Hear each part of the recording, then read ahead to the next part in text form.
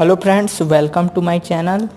दोस्तों, आज हम देखेंगे क्लास 12 मैथ्स का डिटर्मिनेंट्स सारणिक का प्रश्नावली 4.1 का प्रश्न क्रमांक 1 से प्रश्न क्रमांक 4 तक के जो प्रश्न हैं उसको हम आज हल करेंगे।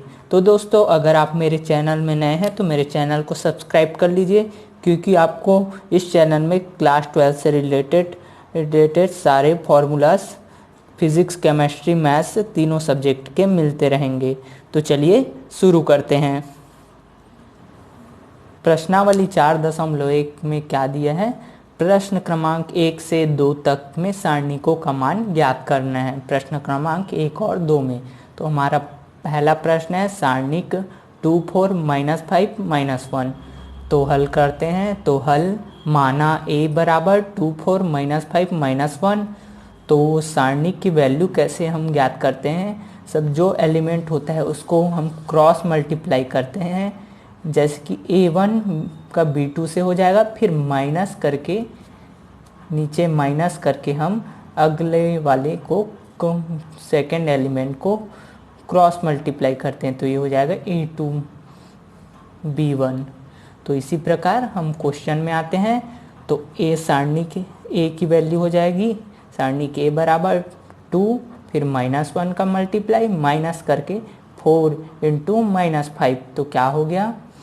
2 का 1 से गुणा होगा तो 2 हो जाएगा, माइनस है तो माइनस, और 4 पंचे 20, ऋण ऋण धन हो गया तो धन 20। तो ऋण 2 में से ऋण धन 20 में ऋण 2 गया तो 18 बचा। ये हो गया हमारा पहले का आंसर। अब हम देखेंगे प्रश्न क्रमांक 2, उसको भी सारणिक का मान ज्ञात करना है। तो प्रश्न क्रमांक दूसरे का पहला दिया हमको क्वेश्चन है cos theta minus sine theta, sine theta cos theta. तो मान लेते हैं माना सारणिक a बराबर cos theta minus sine theta, sine theta cos theta. तो ये भी वैसे ही हो जाएगा क्रॉस मल्टीप्लाई करके। तो सारणिक a की वैल्यू होगी, सारणिक a की वैल्यू बराबर ये हो जाएगा cos theta cos square theta, फिर माइनस लगाएंगे, फिर minus sine theta into sine theta minus sine square theta. तो माइनस माइनस प्लस हो जाता है। तो सारणिक a की वैल्यू हो जाएगी cos square theta plus sine square theta. तो सारणिक a बराबर हम जानते हैं cos square theta plus sine square theta 1 होता है। तो ये हो गया क्वेश्चन नंबर दूसरे का पहला का आंसर। अब इसमें देखते हैं क्वेश्चन नंबर दूसरे का दूसरा। इसमें दे दिया है सारणिक x square minus x plus 1, x minus 1, x plus 1, x plus 1। तो इसको मान लेते हैं a बराबर, आप a की जगह डेल्टा भी लिख सकते हैं, ऐसी डेल्टा बना के वो भी सारणिक की वैल्यू दर्शाती है। तो सारणिक a बराबर x square minus x plus 1, x minus 1, x plus 1, x plus 1। तो इसको भी क्रॉस मल्टीप्लाई करेंगे तो इसका इससे हो जाएगा। तो x plus 1 into x square minus x plus 1, फिर माइनस लगा के एक्स माइनस 1 और एक्स प्लस 1। चूँकि माइनस है इस कारण हम इसको कोष्टक के अंदर लिखे हैं। अब इसको x का गुणा इससे होगा तो x की पावर 3 माइनस एक्स स्क्वायर और प्लस x। तो 1 का इससे तीनों से मल्टीप्लाई होगा तो x square minus x plus 1। तो minus x square plus x square cancel हो गया, और उसी प्रकार plus x minus x cancel हो गया। तो हमारे पास बचा एक्स की पावर 3 प्लस 1। अब ये हो जाएगा माइनस एक्स स्क्वायर और माइनस माइनस प्लस 1। तो हमारा आंसर क्या हो गया? सारणिक a की वैल्यू आ गई। सारणिक a बराबर एक्स की power 3 minus x square plus 1 plus 1 plus 2। तो ये हो गया आंसर। अब हम देखते हैं क्वेश्चन नंबर 3 को कैसे हम सॉल्व कर सकते हैं। दोस्तों, प्रश्न क्रमांक 3 है, यदि आव्यूह a बराबर 1 2 4 2 हो तो दिखाइए सारणिक 2a की वैल्यू बराबर 4 इंटू सारणिक a की वैल्यू आपस में बराबर होगी। तो हमको ध्यान रखना है कि इसमें जो आव्यूह दिया है उसको सारणिक में बदलना है। तो सारणिक में हम कैसे बदल सकते हैं देखते हैं। चलिए करते हैं सॉल्व। तो हल दिया है a बराबर 1 2 4 2। तो सबसे पहले हमको करना है 2a ज्ञात कर लेते हैं। तो 2a पहले ज्ञात करेंगे। अगर हम इसको मान लीजिए a को पहले सारणिक में बदल देते हैं और उसको 2 से गुणा करते हैं तो किसी स्पेशल रो में या कॉलम्स में ही होंगे, इसलिए हम आव्यूह से गुणा करते हैं। तो 2a बराबर आव्यूह 2a बराबर होगा 2 4 8 4।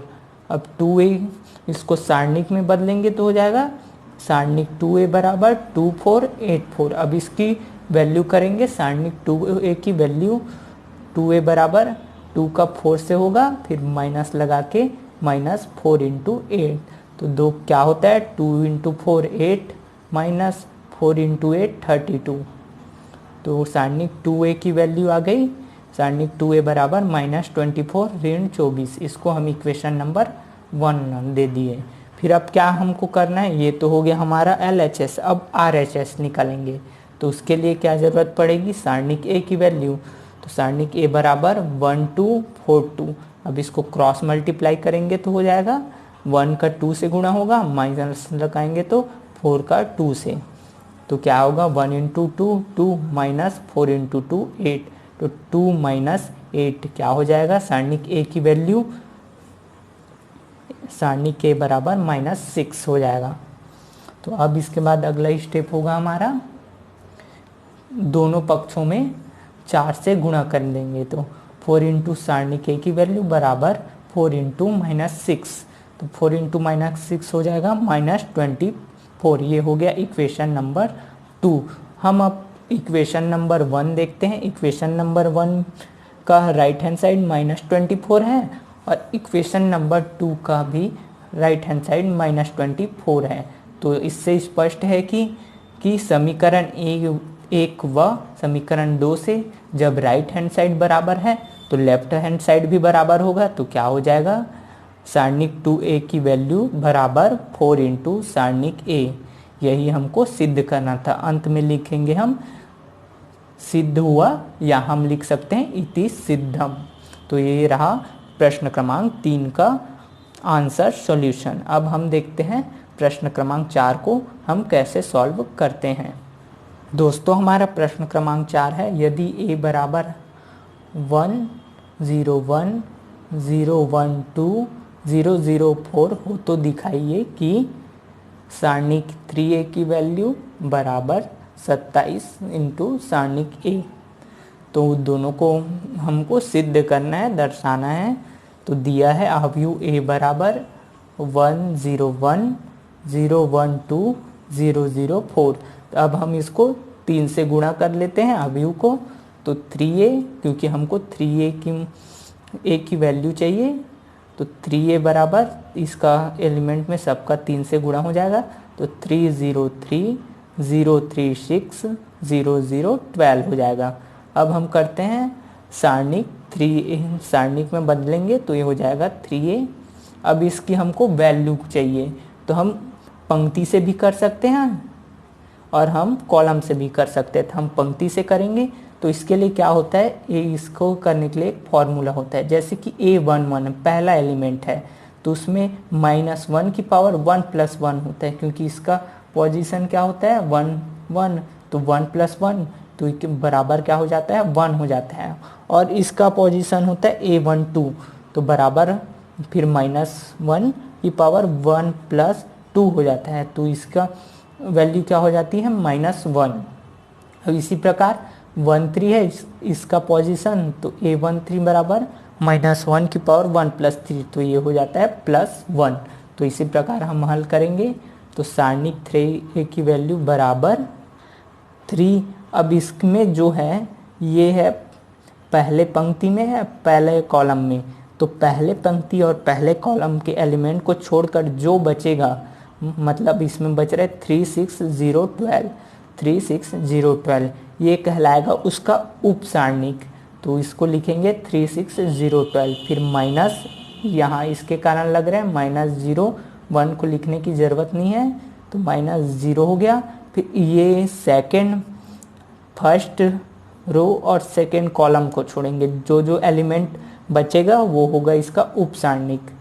0 6 बच रहा है और 0 12, तो 0 6 0 12।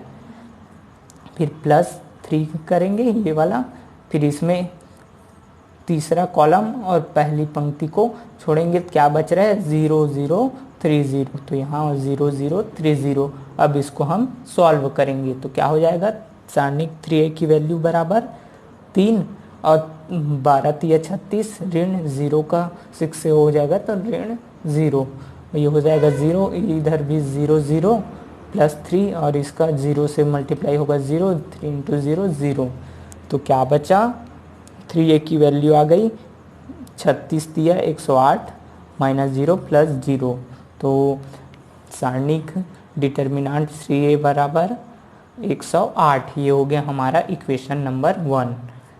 अब हम इसको इक्वेशन नंबर 2 ज्ञात करेंगे, जो कि लाना है हमको 27 × डिटर्मिनेंट a की वैल्यू।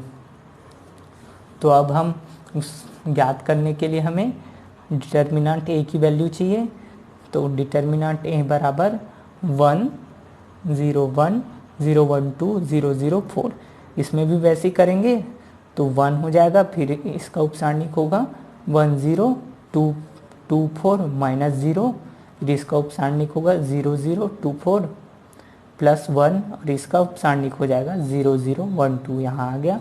अब इसकी वैल्यू ज्ञात करेंगे तो a डिटर्मिनेंट a बराबर होगा 1 × इसका 1 4 का 4 -0 और इधर जो हो जाएगा गुणा करेंगे तो सबका 0 आएगा, तो क्या हो जाएगा डिटर्मिनेंट a बराबर 4, 1 का 4 से होगा 4 -0 +0, तो 0 0 0 ही होगा, तो डिटर्मिनेंट a की वैल्यू आ गई 4।